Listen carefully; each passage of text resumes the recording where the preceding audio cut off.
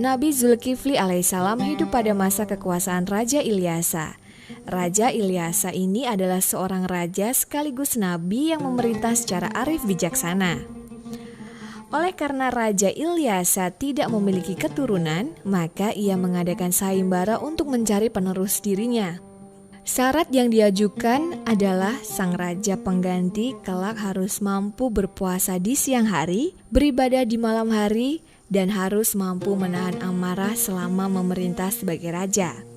Seluruh rakyat yang mendengar persyaratan tersebut merasa tidak sanggup, kecuali satu orang yang bernama Bashar. Bashar atau Bashiran lahir di Irak. Sejak kecil ia dikenal sangat ramah, tidak pernah berbohong, ahli ibadah, ulet dan selalu mencegah perbuatan mungkar. Selain itu, pendiriannya tidak mudah goyah. Tingkah lakunya mencerminkan kebaikan dan kebenaran, serta semua janji yang ia ucapkan senantiasa ditepati, sehingga semua orang senang bergaul dengannya. Berkat kemuliaan sifatnya inilah ia mampu memenangkan sayembara yang diadakan oleh Raja Ilyasa. Oleh karena Bashar selalu melakukan kebaikan saat melaksanakan tugas-tugas yang diamanahkan kepadanya, maka Raja Ilyasa memberinya gelar Zulkifli yang berarti orang yang sanggup. Nabi Zulkifli alaihissalam merupakan putra dari Nabi Ayub alaihissalam. Seperti ayahnya, Nabi Zulkifli alaihissalam memiliki kesabaran yang luar biasa.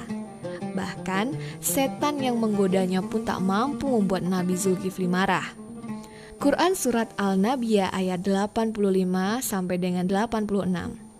Dan ingatlah kisah Ismail, Idris, dan Zulkifli. Semua mereka termasuk orang-orang yang sabar. Kami telah memasukkan mereka ke dalam rahmat kami. Sesungguhnya mereka termasuk orang-orang yang soleh. Sejak diangkat menjadi raja pengganti, Nabi Zulkifli alaihissalam tetap hidup dalam kesederhanaan. Sesuai janjinya, maka Nabi Zulkifli alaihissalam berpuasa di siang hari dan beribadah di malam hari. Suatu hari, Nabi Zulkifli alaihissalam merasakan kelelahan yang teramat sangat. Setelah mengurusi rakyatnya, sedangkan waktu tidurnya digunakan untuk beribadah.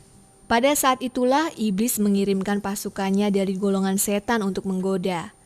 Setan datang ke istana dalam wujud manusia laki-laki jelata yang meminta keadilan hukum pada raja. Meski para pengawal kerajaan telah memberitahu bahwa raja sedang beristirahat, tetapi setan tidak peduli dan terus memaksa ingin bertemu dengan raja. Mengetahui hal ini, Nabi Zulkifli alaihissalam meminta tamunya agar terlebih dahulu datang ke ruang pengadilan istana. Setelah beristirahat sejenak, Nabi Zulkifli alaihissalam berangkat menuju ruang pengadilan.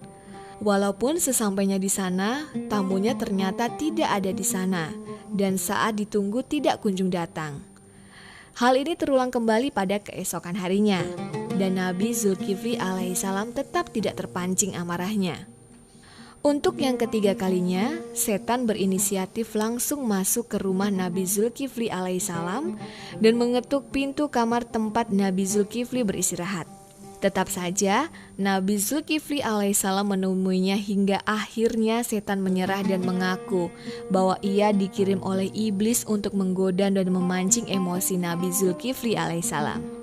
Gagal sudah rencana setan untuk membuat Nabi Zulkifli alaihissalam marah dan ingkar akan janjinya.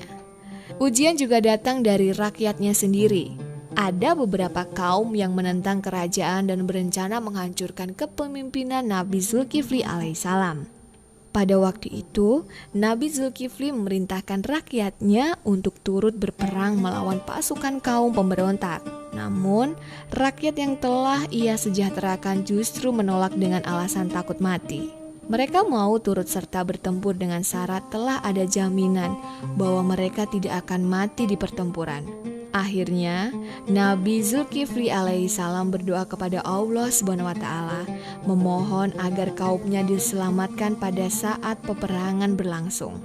Doa ini dikabulkan oleh Allah SWT, sehingga seluruh pasukan Nabi Zulkifli alaihissalam yang terdiri dari rakyat jelata berhasil memenangkan pertempuran dan kembali dengan kondisi selamat, tanpa ada yang gugur. Hingga akhir dari kepemimpinan Nabi Zulkifli alaihissalam, rakyat merasakan hidup tentram dan bahagia. Peninggalan Nabi Zulkifli masih bisa disaksikan di seluruh kota kecil bernama Kilf di selatan Baghdad. Di antara kota Hilah dan Najaf, di tepi sungai Efrat, terdapat makam. Makam tersebut diyakini oleh para penduduk sekitar sebagai makam Nabi Zulkifli alaihissalam. Demikian kisah Nabi Zulkifli alaihissalam. Sampai jumpa pada kisah Nabi lainnya. Semoga cerita ini bisa bermanfaat.